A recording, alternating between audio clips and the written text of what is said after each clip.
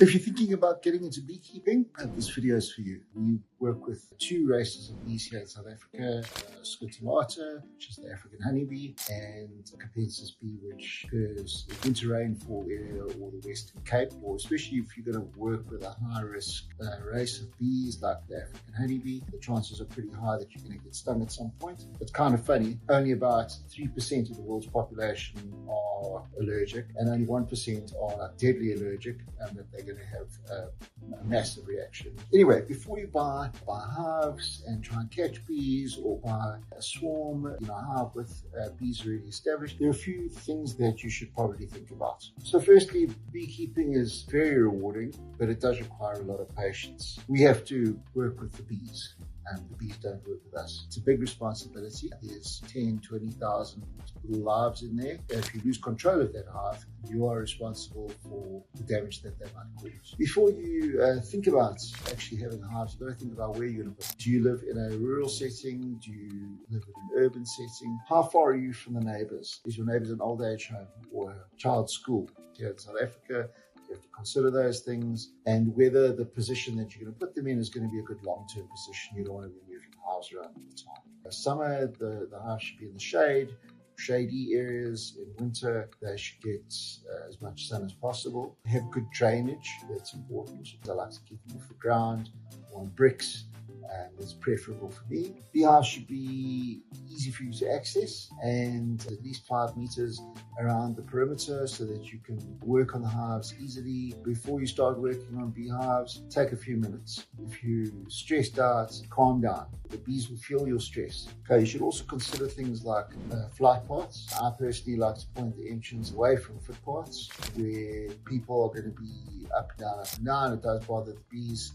I don't really like it, or livestock's going to be passing, or traffic, or anything like that. It's best to have it within sort of 200 to 500 meters of the hive, but they'll fly a kilometer, they'll fly even more, 2 kilometers. They've even been known to fly for 5. Bees in the Namibian desert will fly 5 kilometers or more. That has been recorded. But the bees in an urban setting, if they've got to fly too far, they'll just move closer to the food source. Okay, so the next thing I want to speak to you about is choosing a hive. So there are a few different types. The most popular hive is the Langstroth hive. The size of it seems to be the perfect size in terms of the average size of a bee population. That it's not too small and it's not too big. So if it's too small, they're going to end up splitting. It's modular. So if they run out of space and you're a good beekeeper and you've been inspecting your hives, you'll notice that, and you can just add another level. In South Africa, I don't actually know if it exists in the rest of the world. There's a thing that we call the bee bunker,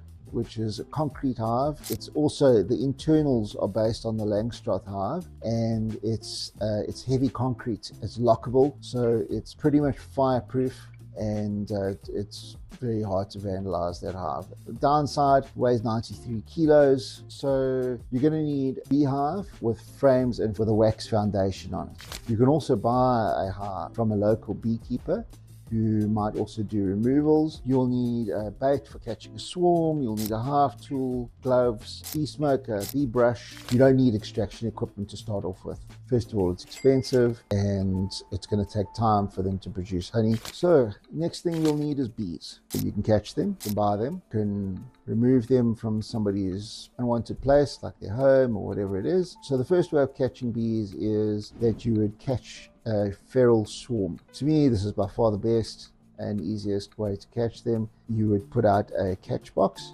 which is just a much smaller box with 6 or 7 frames. That is my most successful catch box, is on a metal frame held away from the branch of the trunk of the tree and about 3 meters off the ground. And then of course the secret ingredient, which no one tells you, which everyone tells you, is lemongrass essence, and bees go mad for it. Personally, I would rather start with 2 hives than 1. And the reason is because if you have 1 hive, you have nothing to compare their progress with. If you have 2 hives, they might progress at the same rate and do just as well. Beekeeping isn't about rushing. It's about patience and learning as you go. Observe the bees, read books, ask questions. And if you start with the right setup, everything becomes much easier. In the next video, I'm going to talk about why bees swarm. Swarming is a pretty incredible thing that bees do, and there's a few reasons why they might do it. We'll see you in the next video.